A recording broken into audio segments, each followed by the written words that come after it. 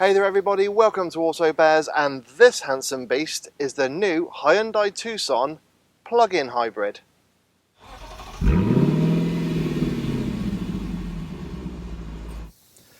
Right, let's not beat around the bush here. The new Tucson is bloody gorgeous. In fact, I'm going to go as far as to say I think this has now beaten the Peugeot 3008 as the best looking family SUV. This just looks like a concept car on the road, and there's no angle of the new Tucson where it doesn't look sexy as hell. Even at the rear with that taillight design, it just stands out. Now, it's not actually the light bar at the rear that stands out, it's all the little triangle lights and shapes that really do make it unique. It's just a massive bold statement from the Korean brand, and I just love all the, is it fractals and everything that you've got on the design? It just really does look like something special and will definitely deserve a second glance. But yeah, well done Hyundai, because I absolutely love this. Now, I was a little bit concerned that in this Sonic White it wouldn't look that good, but actually with this grille and the white paint, it's a wonderful contrast and it just looks absolutely stunning. I'm loving the fact that the daytime running lights are integrated into the grille. These are actually the main headlights here. And its only rival really when it comes to this kind of outlandish styling is going to be in the form of the new Kia Sportage, and that comes out in later 2021 and 2022. But let me know what you think of the Tucson's design in the comment section below, because personally I think it's absolutely wonderful, but I know it's not going to be to everyone's taste. And I do love the little touches as well, including the Hyundai badge actually being inside the rear window. That's actually a really nice touch. But yeah, let me know what you think, and I think that's enough of looking at the outside of this new Tucson. Let's have a little look at that interior. Sat in the front of the new Tucson, you are greeted by a very comfortable and I think beautifully designed interior. This does actually feel like a very special place to be. Now, of course, this being a mid-sized SUV, getting in and out of the Tucson is really easy because of that high seating position. So if you do suffer from any kind of mobility issues, then this is definitely one SUV to consider. And then once you're sat in the driver's seat, you find that the seats themselves are very comfortable. They do hold a big bear like me in place, and there is a good amount of adjustment. They even come with lumbar support. And then the steering has both rake and reach adjustments, so getting the perfect driving position is easy. Interior quality is really good in here as well. In fact, it's a big step up from the previous generation Tucson. We got soft touch plastics here on top of the dash, a little bit lower down as well, on top of the doors and on the door panels as well. In terms of hard scratchy plastics, yes they are here on the center console, and we have got some piano black plastic here on the center console, but it does feel of a decent quality and should stand the test of time. In fact, a lot of the touch points in here are of a soft plastic and do feel of a very good quality. In fact, it actually feels very German in here as a result, and that means it feels like a very special and premium car to be in. Also, when it comes to the design of the interior, now bear with me on this, I get a little kind of glimpse of Bentley Bentayga, mainly because of the way that these sections have been cut out and it looks like that capital B lying on its back. But let me know in the comment section if you think there's a little bit of Bentley Bentayga with this Hyundai Tucson design.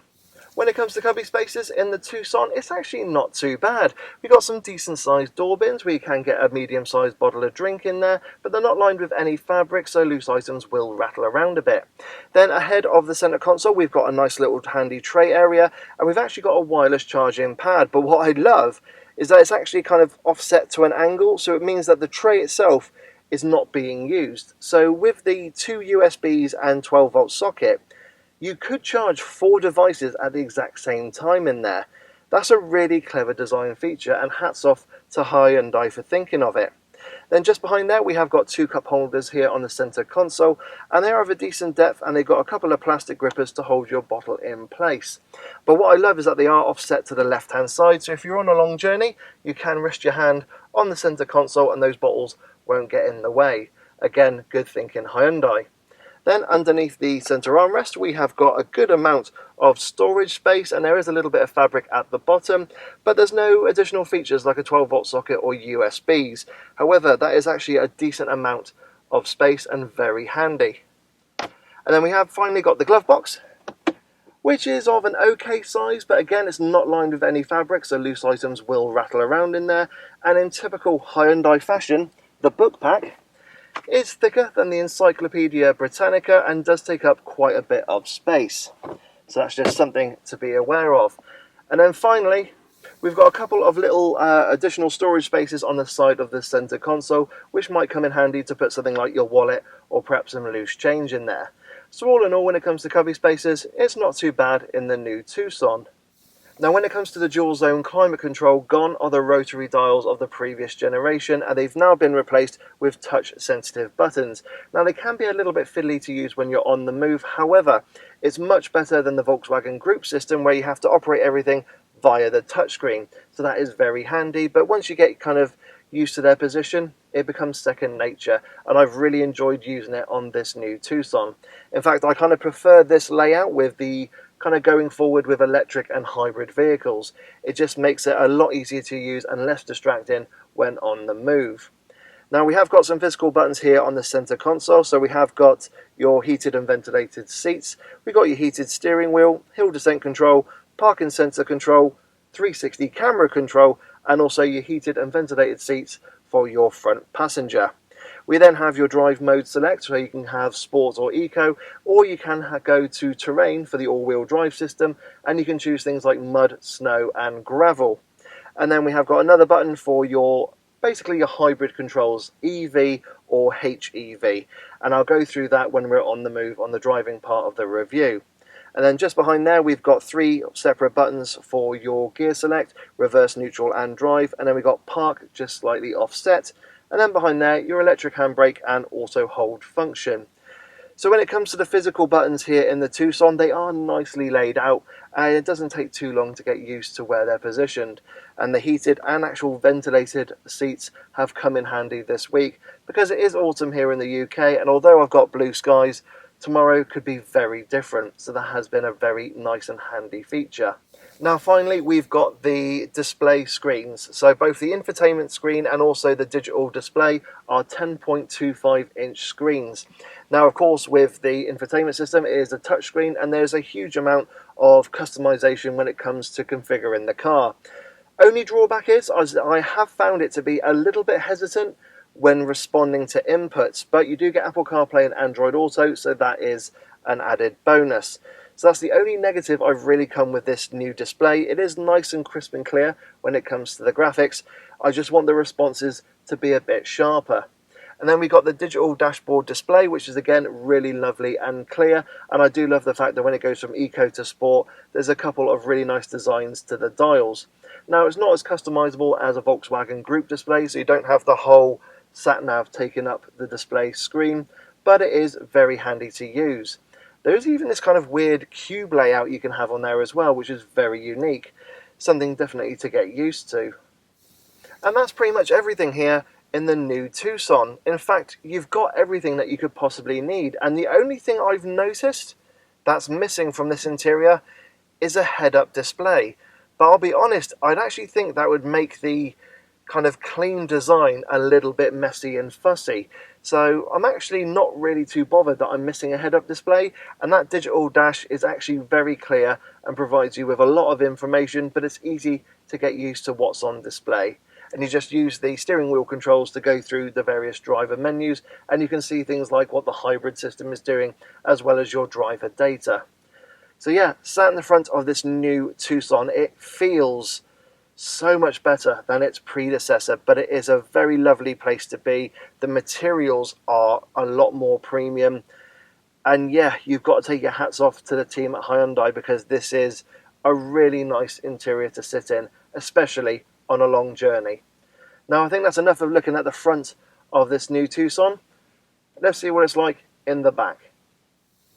Sat in the back of the new Tucson, it's actually really nice and comfortable back here. I could easily do a long journey and feel comfortable on that ride. Now that driver's seat is not quite set to my driving position, because the driver's seat has come back a couple of inches to allow me to get out. But as you can see, I've got a good amount of knee room, and headroom is really good as well. I think if you're 6 foot tall, you might start to feel a little bit cramped in here, but you should be absolutely fine for shorter journeys. Now you could possibly at a push get 3 adults back here, because there's hardly any transmission hump coming through the floor, but I definitely recommend having 2 adults back here, and you could possibly get 3 kids. Now, speaking of kids, we have got ISOFIX supports on the outer seats, and what I like is that there's no plastic covers for them. In fact, the metal bars are exposed to make it very easy to affix a child's seat, so that is handy. Cubby spaces back here are pretty good as well. We got some decent sized door bins, so you can get a small to medium sized bottle of drink in there. We got your aeroplane style pockets on the backs of the front seats, and we've also got a centre armrest with a couple of additional cup holders, so that is handy. Now, this being the ultimate trim, it's not devoid of features back here. Firstly, these seats do recline using a little handle on the side of the bench. We've also got some sun blinds, which are very handy to keep the sun out if you have got kids back here, but as you can see, they're not the easiest to use, especially whilst you're filming. Now, the windows themselves are of a really nice size. They do allow a lot of light in, and they do open all the way down, which is very handy. Also, we've got tri-zone climate control, and we have got 2 additional USB charging inputs, so a couple of kids back here can charge their mobile devices. So all in all, it's actually really well kitted out back here, and it is very comfortable. I just think if you are over 6 foot tall, that's the only area where you might feel the pinch and limitations to the Tucson space. But other than that, I'm very comfortable, and I could easily do a long journey in the back of the Tucson. Now, that's enough of looking at the rear seats. Let's see what it's like in that boot. Opening the boot on the Tucson plug-in presents you with 558 litres of space, which is actually a pretty decent amount of boot capacity. What I love as well is that there's absolutely no load lip, so loading any large bulky items is an absolute doddle, also because the opening is nice and square and wide. Now, because this is the plug-in hybrid, that means that the battery and motor are here underneath the boot floor. So this actually has the smallest boot capacity of the Tucson range. It goes up to 577 litres if you go for the mild or full hybrid version of the Tucson, and a full 616 litres of boot capacity if you just go for the standard version of the Tucson. So no matter which one you go for, you're going to get a massive boot with a lot of capability, especially when you want to load large bulky items. Now, it's not devoid of features back here either. We have got some pretty sturdy tethering hooks, we've got a 12-volt socket, and we have got your handles here to get the rear seats down, so that is very handy. However, because of the battery and the motor being underneath the boot floor, it does mean that the tonneau cover won't go under there, and you will have to leave it at home in the garage, but that is only a minor quibble. But underneath the boot floor, we have actually got space for not 1, but 2 charging cables. So we have got your 3-pin and your Type 2, and also on the left-hand side, you can see we've got our tyre puncture repair kit. So that is very handy. But all in all, even when you've got the seats flat, it's actually a flat load area, so it does mean you've got yourself a very versatile car. And I think that's enough of looking at the practicality side of this new Tucson. Let's take it for a drive.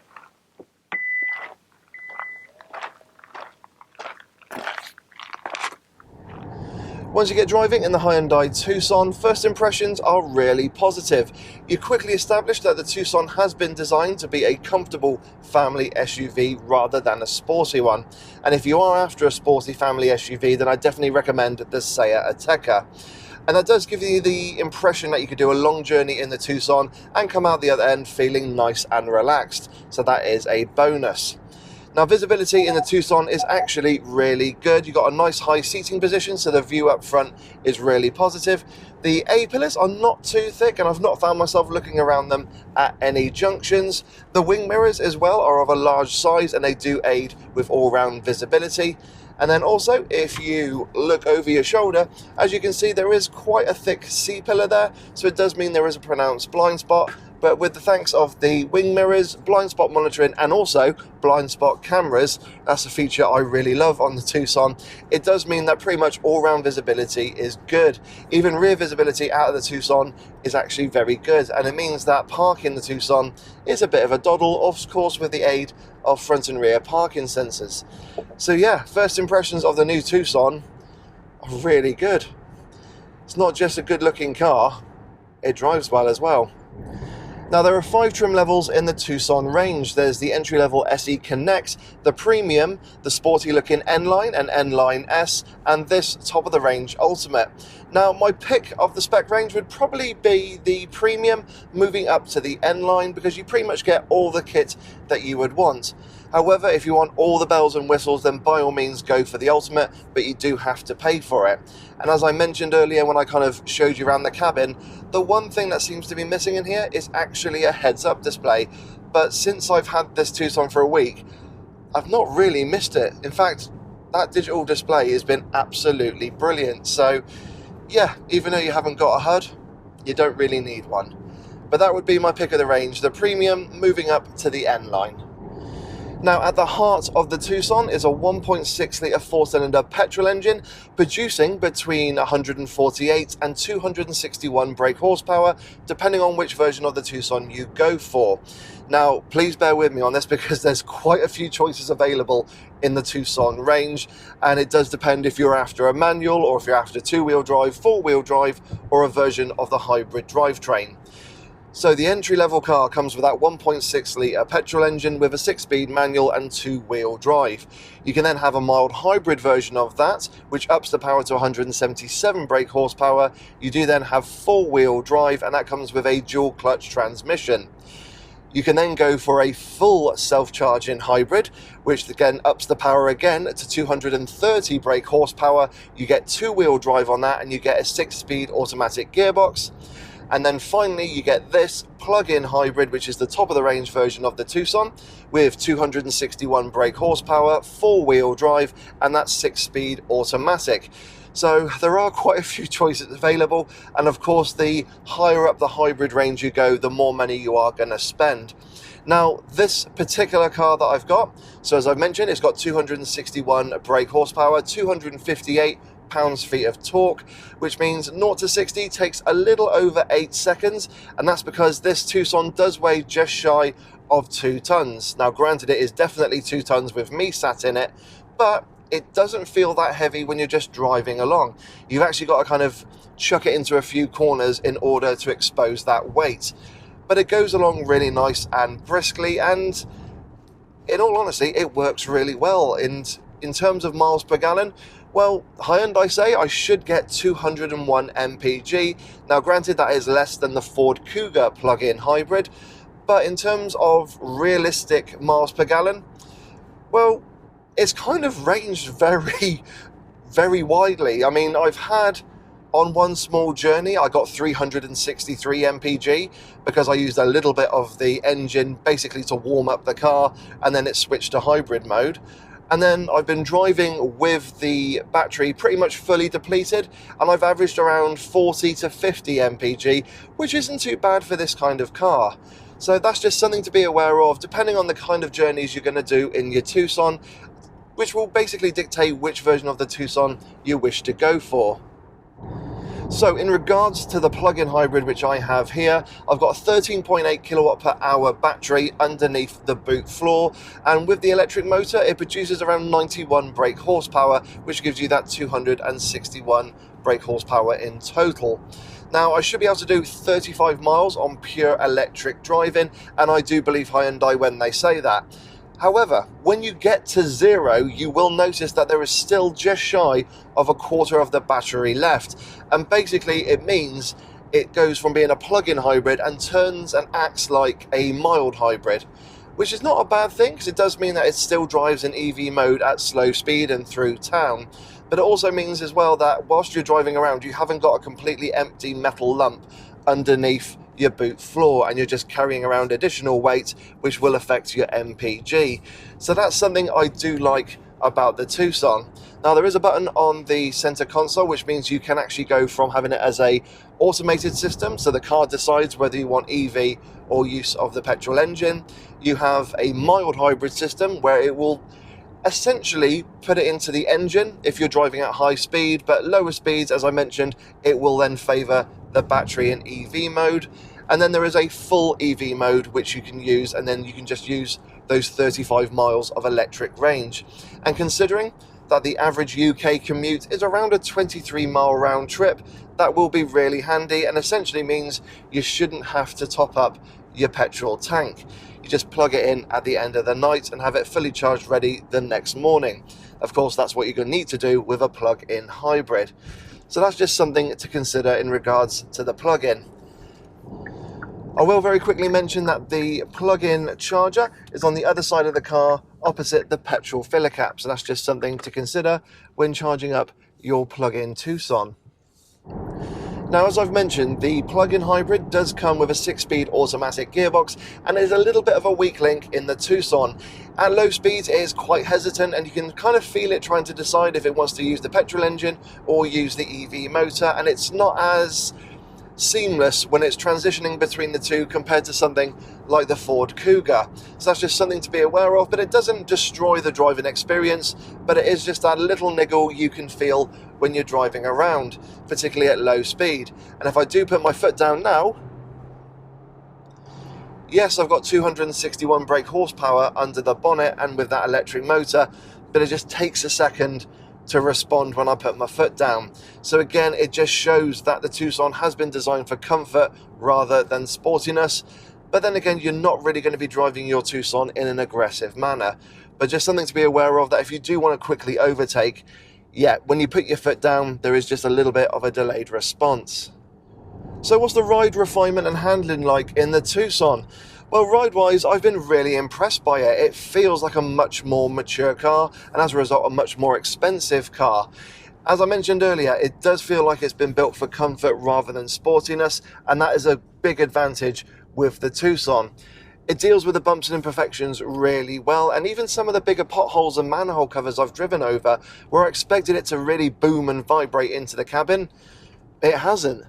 The Tucson has dealt with them really well, and it's not been half as intrusive as I was expecting, which just adds to that comfortable ride experience. Now, when it comes to the refinement, again, I have been pleasantly impressed by it.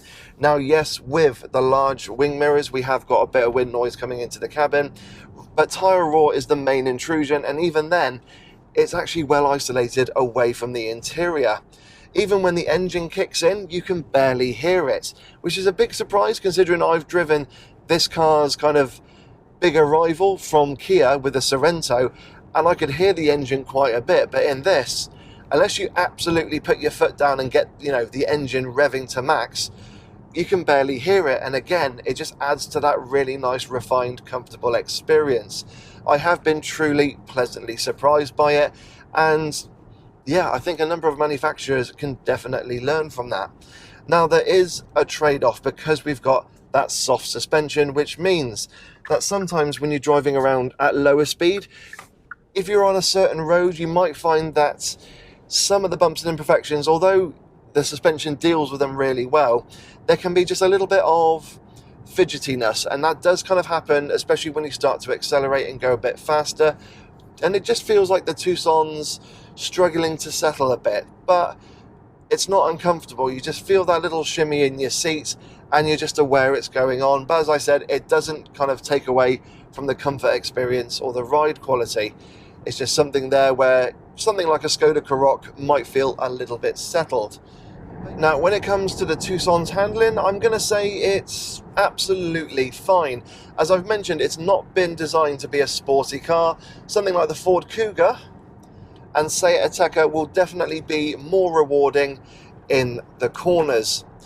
Also, there is a bit of roll and lean, and it does start to expose the weight of the Tucson with that electric motor and battery under the boot floor. So that's just something to be aware of.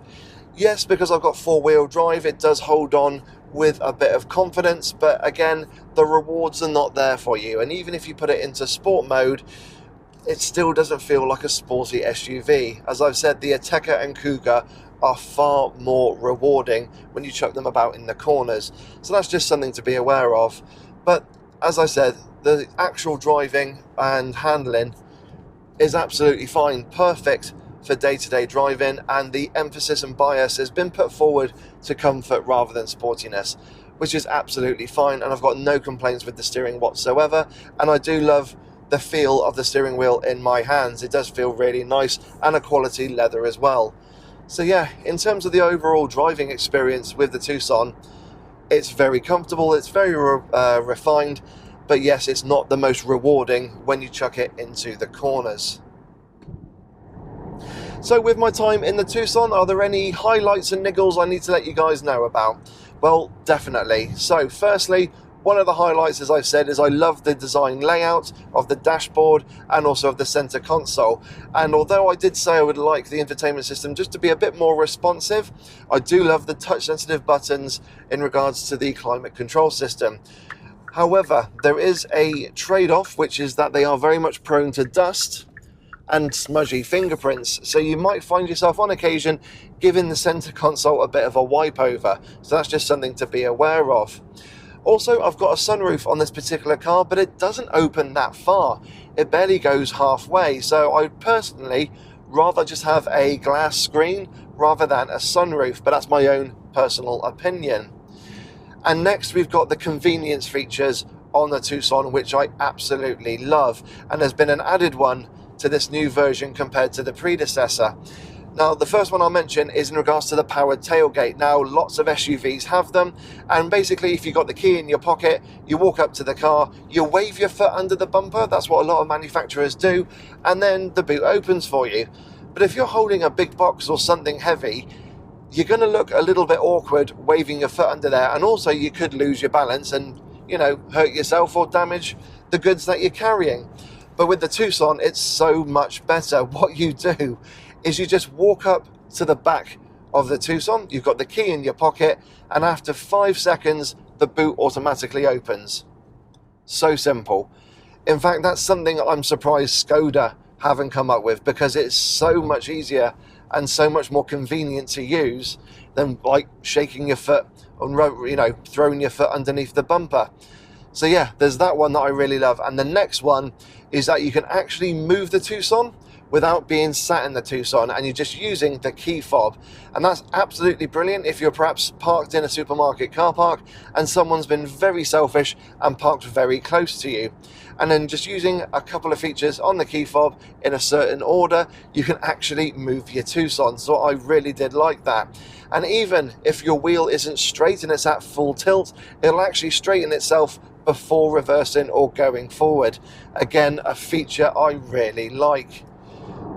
So what are my thoughts on the new Hyundai Tucson? Well, I'm hugely impressed by it. The exterior looks, I think, are amazing, and it was a bold statement by Hyundai to come up with these concept car looks. I know they're not going to be to everyone's taste, but you cannot deny the fact that you just keep looking at the Tucson. It's that good looking, in my opinion. Then you've got the interior, which is incredibly comfortable. It's also really nicely designed, loads of plush materials, and it feels very elegant as well.